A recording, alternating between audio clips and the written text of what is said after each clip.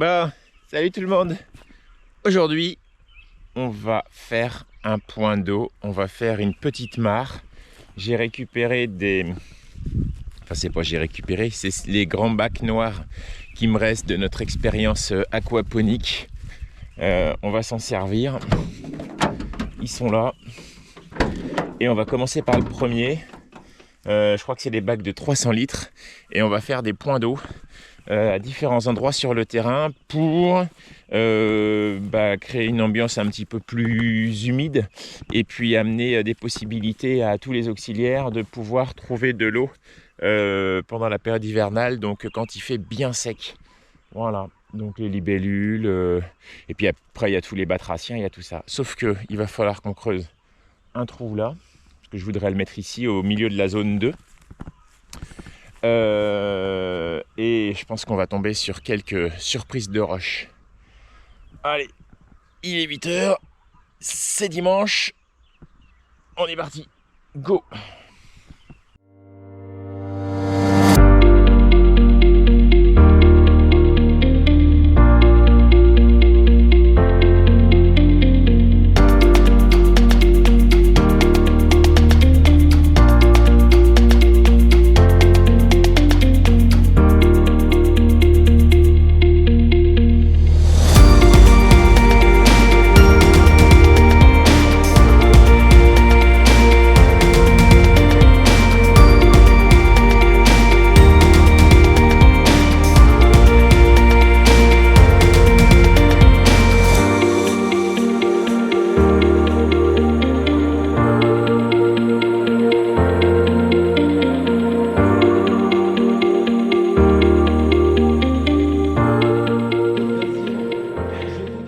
Là, il y a une roche pile au milieu là.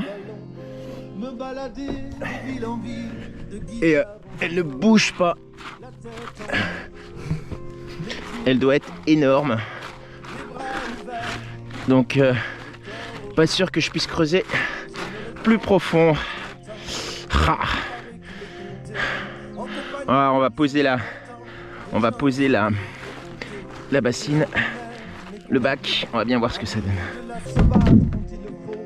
Pour les autres et pour soi-même, dénoncer l'injuste et le faux, pour mieux soigner les cœurs qui saignent, se souvenir de tous ces mots qu'on nous a appris.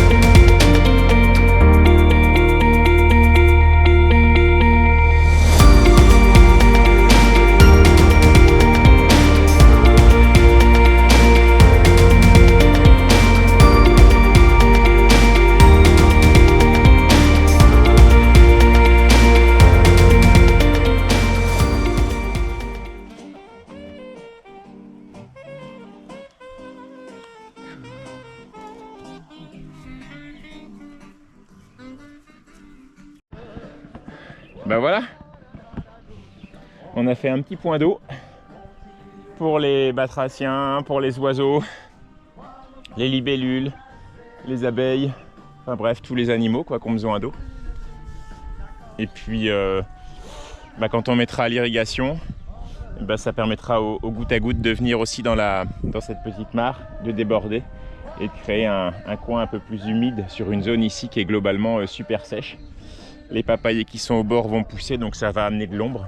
Et puis on va voir un petit peu si voilà, on verra dans les mois qui viennent ce que ça va amener.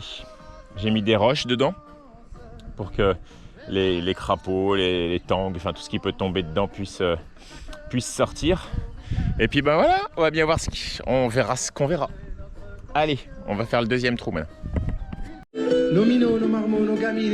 Voilà. Ça a été un peu plus facile de creuser parce que ça donne moins de roches. En tout cas, il y a HK qui me donne de la force. On va se mettre celle-là. Berbère ou breton de HK.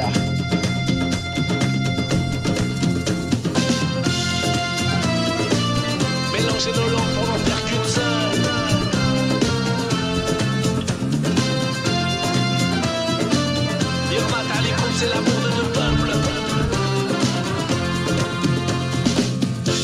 se finit notre terre. Je sondais l'océan debout sur une pierre. Les écrits nous avaient annoncé sa venue, et les druides anciens nous avaient prévenus. Au large de nos côtes, au soir d'une tempête, vous entendrez au loin le son d'une trompette. Il viendra s'échouer dans la baie du Grand Roc, sur un petit rapiot fait de briques et de broc. Il venait de je ne sais quel bout du monde, avec son biniou et sa gouaille vagabonde. Je ne lui ai jamais posé la question, savoir s'il était berbère ou breton.